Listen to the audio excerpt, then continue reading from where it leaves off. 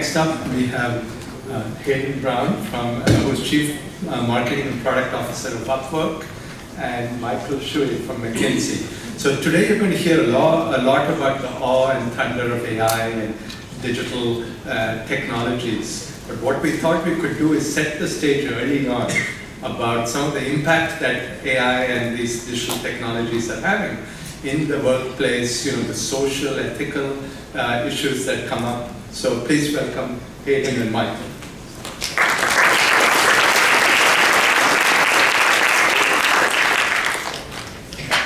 Great to see you.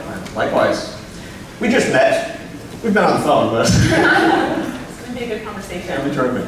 So it was great to come in and hear Steve talk about the Matrix. And I know we're going to talk about a lot of things that are related to MGI's work on the future of work and the I feel research we've old. done. I know. 20 years. Well, I wanted to share another highbrow reference to get our conversation started, which is around the new movie that's out in theaters with the Avengers Endgame. And there's a lot of conversation in the future work around what does the future look like? Is it really a Tony Stark Iron Man future, where humans are augmented by computers and technology, and really that's an extension of our capabilities and changes how we innovate, how we work? Or is it, going back even further, a Terminator future? Is it robots, coming for our jobs, coming for us, and it's really quite bleak. So you guys have done a lot of research on the future, a lot of kind of scenarios. What do you subscribe to in terms of what the future looks like, and who do you think the winners are, and who do you think the losers are? Wow, that's a lot. 2 minutes on that. No, it's good. I don't know whose job the Terminator took. But true story, my freshman dorm voted me most likely to be replaced by a robot of my own making, so we're not actually sure who I am here. No, I'm joking. We tried to look at this question, right, through the research that we do. MGI is McKinsey's Global Institute and our research arm. And one thing that we wanted to know, look, is there going to be enough work for people to do going forward? Particularly as we look at these amazing technologies which people in the room are generating and using. We looked at not only every occupation in the global economy, but all of the constituent activities within every occupation. Because one of the things that we actually discovered is it's pretty unlikely you're going to take someone out of a job and then drop in Arnold Schwarzenegger or somebody from Westworld or something like that. Do everything that a marketer or everything that a truck driver will do. So when you look at it at the level of individual activities, you realize that all of us, right? It's natural to think about just frontline, low-wage labor. It's actually all of us who have a bit of our jobs, in most cases a substantial part of our jobs, which have the potential to be automated. Right now our estimate is about 50% of the time we pay people to be in the work in the global economy, they're doing activities which have the theoretical potential to be automated using AI or other technologies which already exist today. 50%. 50%. That's a huge number. It's big, right? But we're not worried about 50% unemployment tomorrow because while I said it's theoretically possible, people in this room have to do a lot of technical work in order to create solutions. Beyond even creating a solution, normally the technology starts at a relatively high price. Where I live in San Francisco, the Creator restaurants across the street, it cooks burgers, doesn't actually flip them. They're pretty good, $6. But do I actually think that thing's cheaper than a quick service restaurant cook? Probably not. But Moore's Law and everything will help. Even then, when you have a positive business case, the time between commercial availability and the plateau of adoption, we all hear, the pace of change is accelerating. Things are moving faster. We see no evidence that that's true at all, right? And no evidence if you look at percentages, right, as opposed to number of people. So basically, any technology, particularly in the enterprise, takes 8 to 28 years, 1 to 3 decades between the time of commercial availability. So if you play all of that out, the time at which 50% of our current activities actually gets automated, we have a big range of scenarios, but the midpoint scenario isn't until 2055, which are roughly 10 US presidential terms from now. So it'll take some time for that to happen.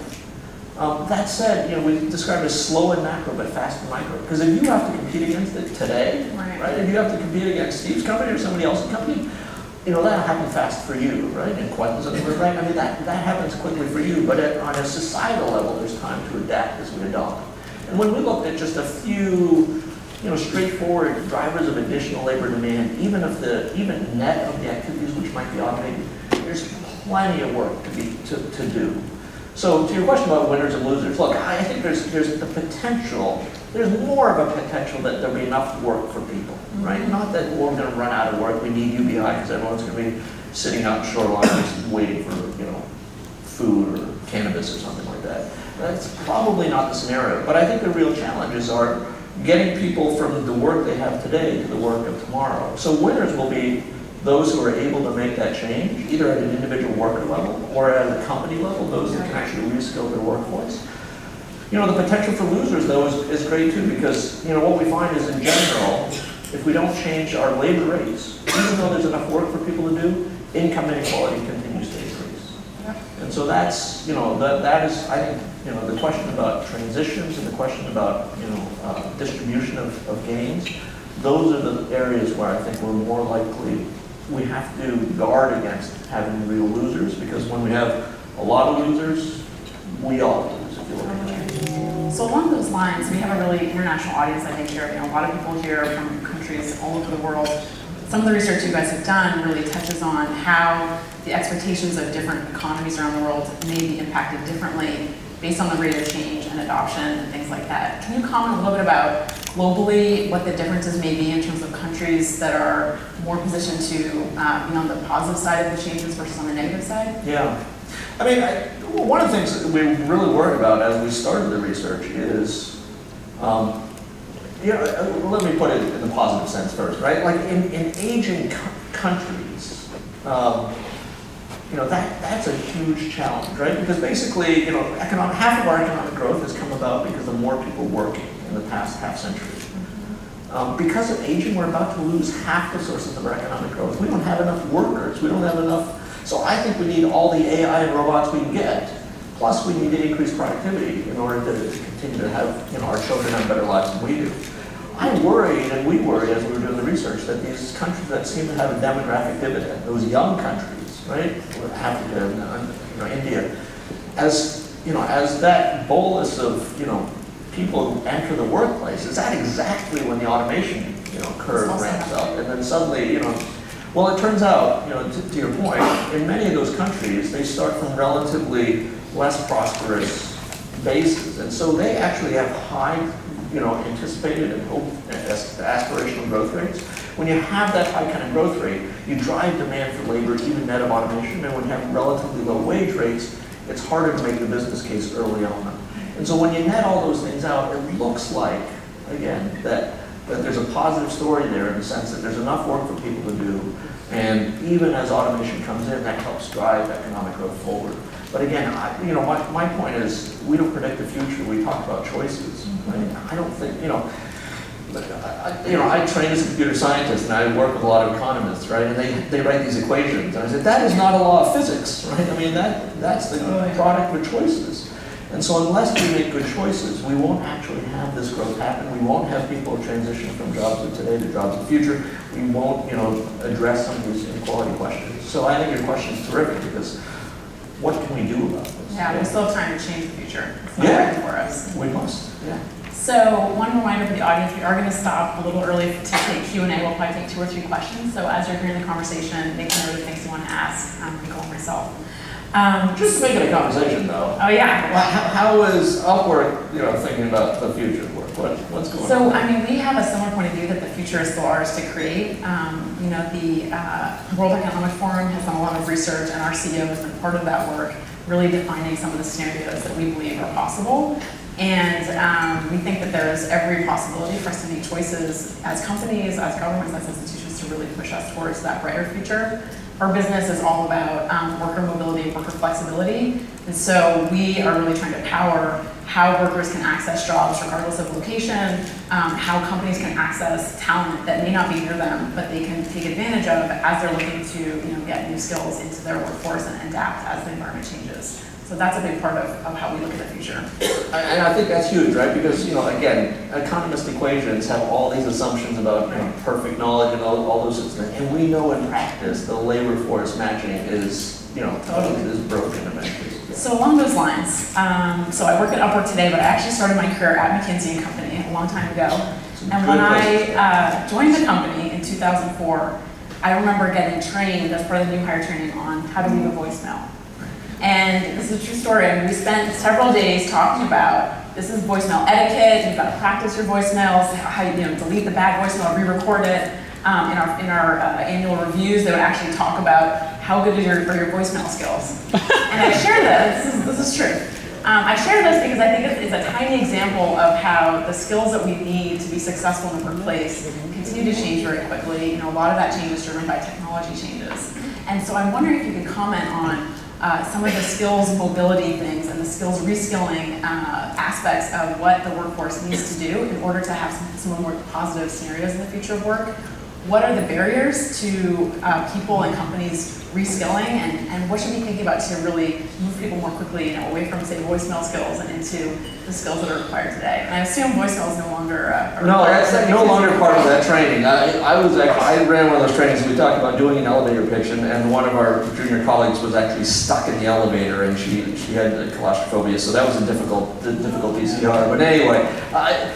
I think one of the interesting things is, it's always been true in the past, but I think increasingly true in the future, that we're all going to have to retrain, right? My point before is that all of us have some percentage of our work, which now will be automated. There's a great Planet Money podcast on the development of the spreadsheet, right? Which used to be this artifact, right? That you'd send off and it would recalculate, meaning an accountant would recalculate it, and then you bring it back. And so this has been true in the past, but I think even more, now going forward. I mean, we ran this back of the envelope calculation, right? If you think about K through 12, and I'm not saying we should disinvest from our kids, but just how much in any large American city we spend on K through 12 in public education. And I know this is an imperfect comparison, but then look at how much the local workforce development board gets to spend. And so that's one metric of public investment in retraining in the rest of life, right? In 20s, 30s, 40s, 50s, 60s. Anyone want to guess what the ratio is between K through 12 spending versus rest of life spending by those two metrics? 10 to 1. 10 to 1. Yeah. Try 100 to 1 or 60 to 1.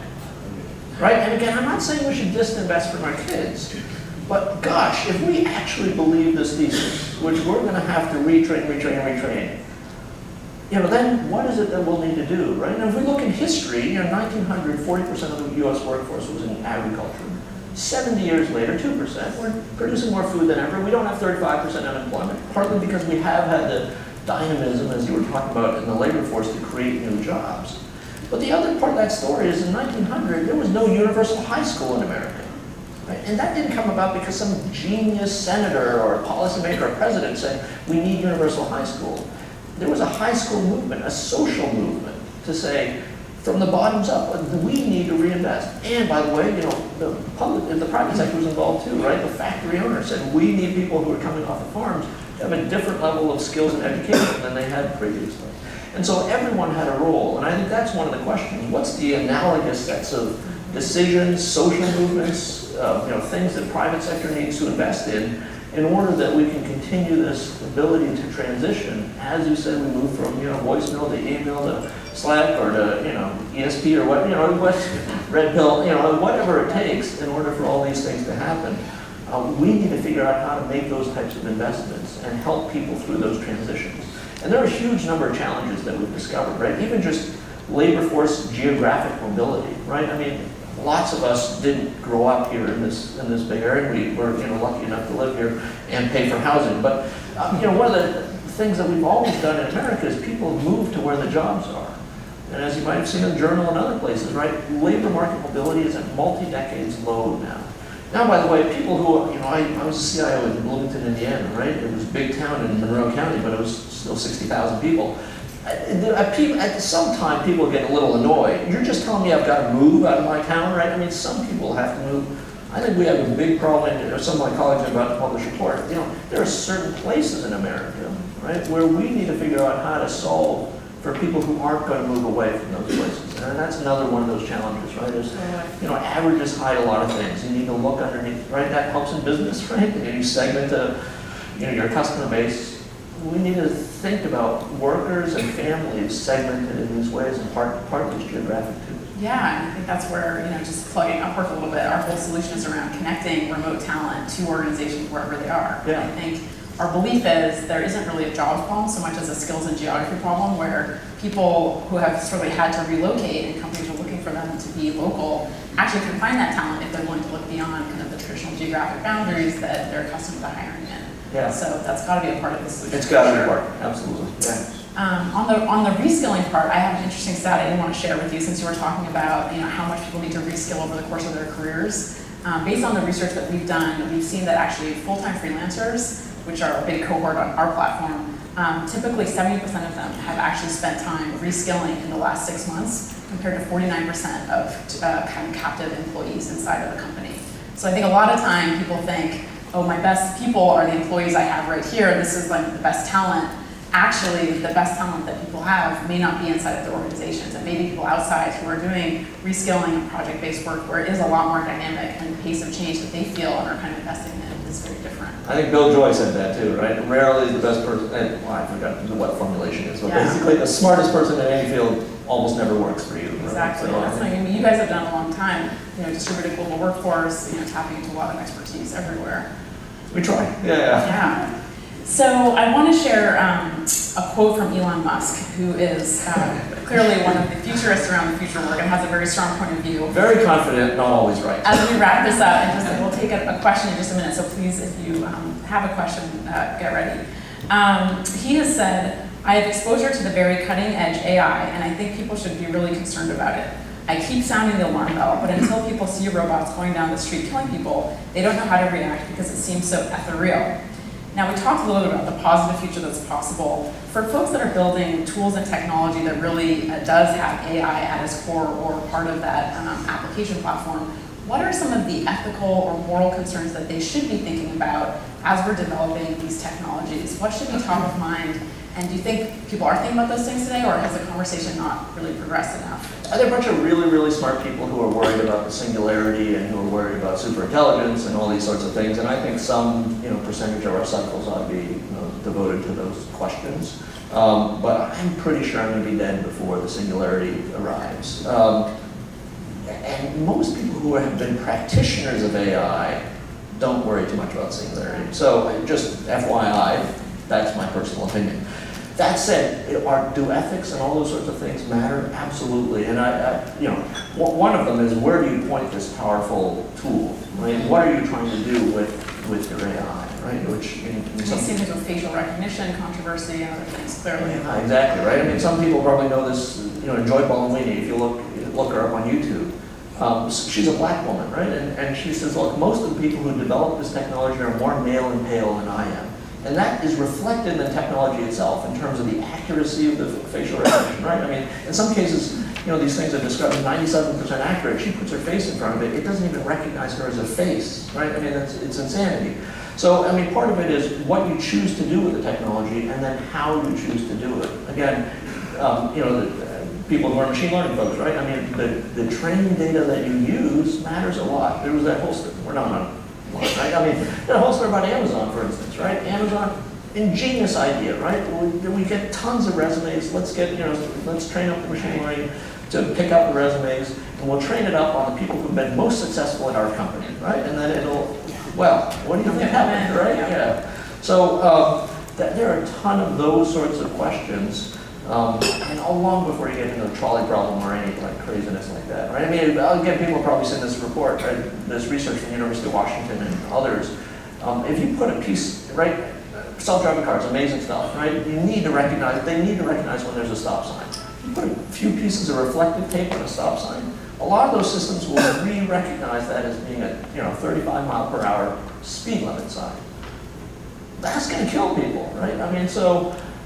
There's just a ton which is about the execution of these systems rather than this sort of, machine learning is just a deceptive term, right? It sounds like the machine's going to go walk off, learn, come back, and be smart, right? No, it's not machine learning, it's machine training. Yeah. So. All right, who's got a question?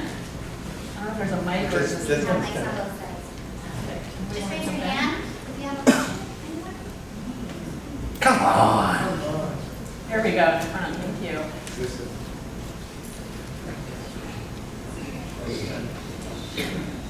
Maybe just say your name. Hi, my name is Yusuf Bashir. I'm with Enabling Future VC firm. Thank you for that very insightful sharing. So, Michael, related to your point about the ratio around investments, public K through 12, and later, it could be argued that the training later in life has been the responsibility of employers.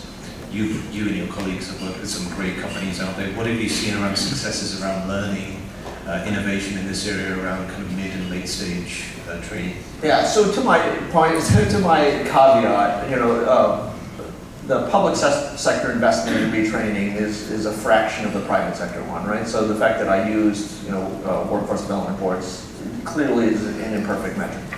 That said, how successful have companies been in training workers going forward? I describe it as a grand challenge because I don't think we've actually this is one of those deals where we know what to do, we just need to do more of it type of thing. But that said, I think we're inspired by some of the things that people are saying, and of course if you dig underneath the surface, you can ask, well, is this really working as well as this? The AT&T Randall Stephenson story, right? Saying, look, I know my workforce is going to transition over the X number of years. I'm going to make all the training available that I possibly can, right? So they have partnerships with ASU and Udacity and Georgia Tech, et cetera, largely online stuff. And then saying, look, here's where we think the workforce will need to be, some years down the road. Here's where we think the demand is going to be, whether it's, in coding or, UX or, data scientists, et cetera. Here are some resources to try to get, to help employees get there. And then it's a little bit employee driven, right? So it moves in that direction, right? Again, people complain a lot about Amazon, but, Amazon's, Career Connect program says, look, we're going to, and again, when you dig underneath the surface, you can ask the questions, right? Does it really work as well as it's claimed to be? But at least as a starting point, you can often ask the question, look, what if the next highest best use of an employee is not within my company? And Amazon says, look, we'll train people for whatever needs are within the community where they work, whether or not it's an Amazon job. And that's kind of interesting too. And it's part of the employee value proposition. Again, McKinsey alumni, I'm still at McKinsey. McKinsey's made a lot of mistakes. We say, look, if you come to our firm, you're going to be a better worker, leader, even if you only stay for 2 years, right? And so that's part of the employee value proposition. And I think the more that that becomes part of the way that business leaders think, that can be a powerful way to think. Look, I'll train somebody for a job that's somewhere else too. Because they'll be more likely to stay with me because they'll say, hey, you know what, this is a place that I can learn and grow. So Michael, we're almost at time. Do you have one takeaway that you would want to share with this audience in terms of how to think about the future of work, AI, and kind of their responsibility or mandate that they should be thinking about for themselves going forward? Oh, so many things. Did I not talk fast enough? I'd say one thing, which I think is helpful, because I think for those of you who have customers who are in the enterprise and they hear AI and then they think of Westworld or they think of Terminator, or when we looked at hundreds of different potential applications of AI, the vast majority of the value was not through the science fiction, made fact. They were through existing use cases where other types of analytics could be used. And, quote, AI plus data just increases the performance on those use cases, right? Like, ask anybody, could your forecasting be better? And would it drive any value to be 5% more accurate? Huge amounts of value, right? Way more accurate, than, some bipedal robot coming in and trying to run your sales call. So I guess that's the one thing I have. Fantastic. Any last question? Quick one. We've got about 30 seconds.